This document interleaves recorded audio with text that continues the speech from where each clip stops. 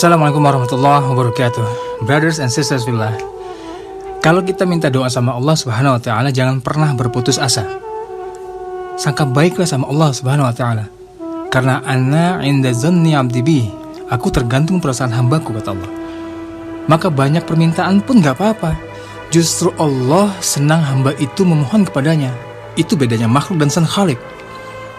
Makhluk gini, antum minta duit sama temen, sekali dikasih, ya kan? 2 kali ya mungkin masih bisa dikasih. 3 kali apa ya antum masih bisa dikasih? Kalau sang khalik beda. Antum minta sekali dikasih, minta 2 kali oke, minta 3 kali gak masalah, minta seterusnya no problemo. Gak minta malah marah. Itu bedanya. Mintalah karena itu perintahnya. Ud'uni astajibu lakum. Mintalah kepadaku, niscaya aku akan mengabulkanmu. Ya Allah, tolong di tahun depan datangkan aku ke rumahmu untuk berhaji.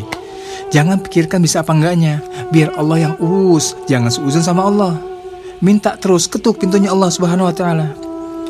Biasanya ya, akan cepat terkabul sebuah doa ketika memintanya untuk kepentingan akhirat. Biasa cepat tuh. Kalau doa seseorang sudah diijabah oleh Allah, maka Allah punya cara yang istimewa untuk memuluskannya. Pernah beberapa tahun lalu, ini kisah nyata. Ceritanya mirip dengan si tukang roti bertemu dengan Imam Ahmad bin Hambal karena istiqomah dengan istighfarnya. Diceritakan yaitu seorang dokter di negara Syria, di negara Syam. Namanya Dr. Hisham. Dr. Hisham.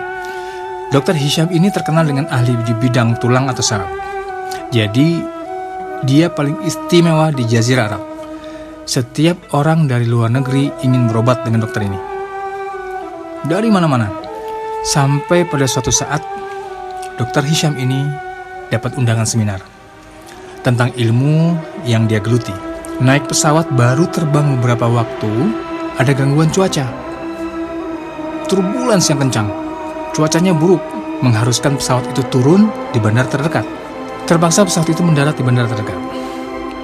Lalu kemudian Dr. Hisham itu bertanya kepada para penjaga bandara, kira-kira sampai kapan ya pesawat ini bisa terbang kembali? Oh, mungkin bisa berangkat lagi itu sekitar 10-12 jam lagi, Pak. Brothers and sisters fillah, ini bukan bandara komersil yang mungkin biasanya ada penginapan hotel. Ini hanya bandara kecil di tengah-tengah pemukiman dan kabarnya sangat sulit sinyal untuk telepon seluler. Akhirnya Dr. Hisham berjalan menuju pemukiman di sekitar situ untuk istirahat sebentar tentunya. Bertemulah dengan sebuah rumah kecil yang sangat kumuh sekali. Tidak ada rumah lain di sekitarnya kecuali itu. Lalu kemudian Dr. Hisham nyamperin rumah itu dan diketuk rumah tersebut. Yang bukain ternyata nenek-nenek tua renta. Ditanya oleh Dr. Hisham, apakah ibu punya telepon di sini? Saya mau mengabari tempat yang ingin saya kunjungi, tapi belum bisa melanjutkan perjalanan karena cuaca yang buruk, Bu. Lalu kemudian kata nenek tersebut, saya nggak punya telepon, saya ini orang miskin, nggak punya apa-apa. Tapi saya punya teh dan sedikit makanan, kalau Bapak mau silakan masuk, akan saya suguhkan untuk menghangatkan diri Bapak. Lalu kemudian Dr. Hisham duduk, minum teh dan menikmati suguhan yang diberikan oleh nenek tadi. Dan nenek tadi itu kembali ke kursinya. Kemudian di kursinya dia kembali berzikir kepada Allah, khusus sekali berdoa kepada Allah. Lalu kemudian dilihat oleh Dr. Hisham, luar biasa sekali nenek ini. Di malam hari duduk berdoa dengan khusyuknya kepada Allah Subhanahu wa taala. Tanpa Dr. Hisham sadari, ternyata ada anak kecil di sebelahnya terbujur kaku. Lah ditanya sama Dr. Hisham, ini anak sebelah nenek ini siapa? Oh, ini cucuku. Mana orang tuanya? Orang tuanya sudah meninggal cukup lama. Ini anak saya urus dari kecil. Ditanya sama Dr. Hisham kembali, kenapa anak ini saya lihat dari tadi gak bisa gerak dan tidak mau bergerak? Maka dijawab oleh nenek tadi, cucu saya ini ada kelainan dan penyakit di tulangnya atau sarafnya yang menjadikan sekujur tubuhnya gak bisa bergerak. Dan kata orang-orang di sini, tidak ada yang bisa menyembuhkan penyakit anak ini kecuali dokter terkenal namanya Dr. Hisham yang berada di kota Syam. Tapi apalah daya saya orang miskin, gak punya apa-apa. Untuk pergi ke kota terdekat saja saya gak mampu, apalagi naik pesawat ke negara lain untuk mengobati cucu saya gak mampu. tapi saya punya Allah. Kalau Allah sudah punya mau, nggak ada yang nggak bisa. Makanya saya selalu berhusnuzon kepada Allah, doa terus sama Allah, meminta tanpa henti. Begitu kata nenek tadi.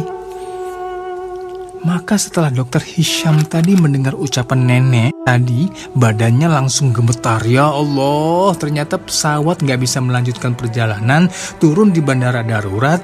Saya naik mobil pun nggak bisa melanjutkan perjalanan. Bahkan saya diletakkan di posisi yang susah sekali sinyal, diberhentikan sama Allah Subhanahu wa ta'ala di rumah nenek tua ini. Ternyata semua kejadian ini hanya untuk mengabulkan doa nenek tua ini yang tidak pernah berputus asa memohon kepada Allah Subhanahu wa ta'ala. Nah, ini istimewanya sebuah doa yang istiqomah. Kita nggak perlu mikir caranya. Ini nenek nggak perlu ngumpulin duit, terbang naik pesawat, bawa cucunya susah payah, nggak perlu ikut antri dapat nomor sekian supaya bisa ngobatin cucunya. Dokter Hisamnya yang dikirim Allah Subhanahu wa ta'ala ke rumahnya. La haula wala quwwata illa billah.